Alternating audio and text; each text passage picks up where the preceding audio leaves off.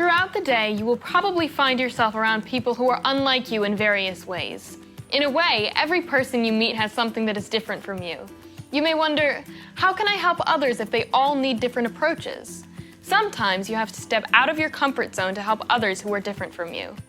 Some voters may consider themselves people with disabilities. Some may consider themselves simply as people who live their lives differently. Each person has their own strength and skills, all of which are most likely different from yours. Some people use wheelchairs or crutches, hearing aids, a white cane, or other devices to live independently. You will meet many diverse people on Election Day, including voters with disabilities. It's common to be unsure how to best interact with someone who is a bit different from you. You might be afraid of saying something inappropriate or offending someone. The purpose of this video is to help give you confidence in how to best interact comfortably with people different from you. The key lesson is to communicate directly with the person and ask them how you can best help them. Remember, every registered voter has a right to vote. It's important for you to encourage them to complete the voting process and to help them when needed.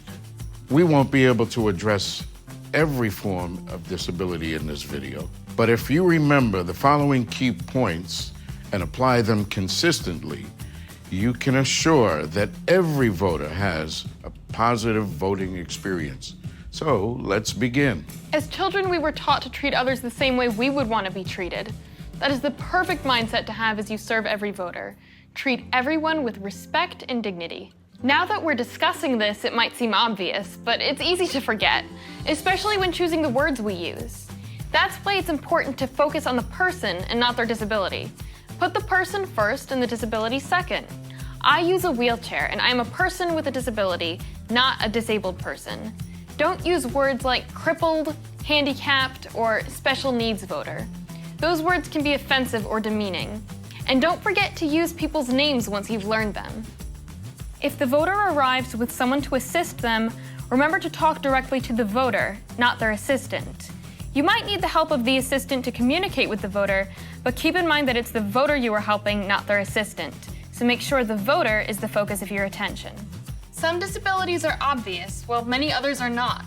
This can create a challenge when you're available to offer assistance, since you might not know exactly who needs it. If anyone asks for help and it's a simple request, you can provide it. If it's complicated, if it will take much time, or it will distract you from your job, refer them to the poll site coordinator. And just because somebody has a disability, it doesn't necessarily mean that they are in need of assistance. That's why help should only be provided when it's requested. Here's an example of how this might work. Excuse me. I just recently had back surgery, and I can't stand here much longer. Is there any way you can help me? Okay, let's see what we can do for you. Okay, thank you, thank you.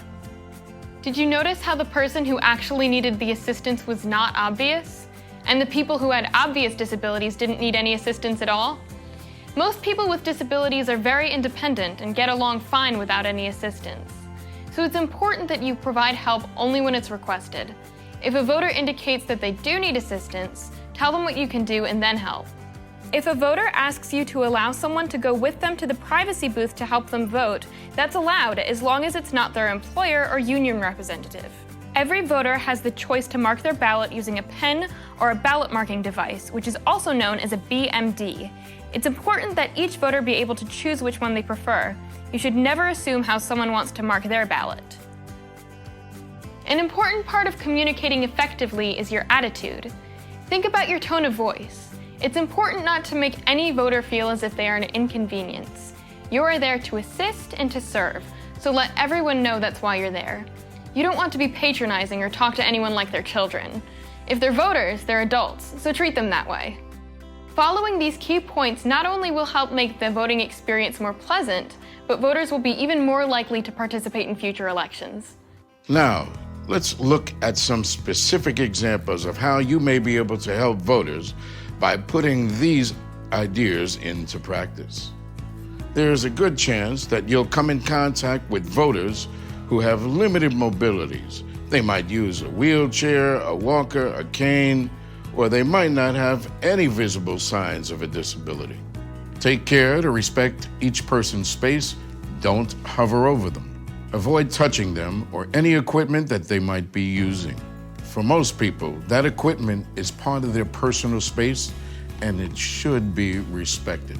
Most people don't like to be touched by strangers, and people with disabilities are no different.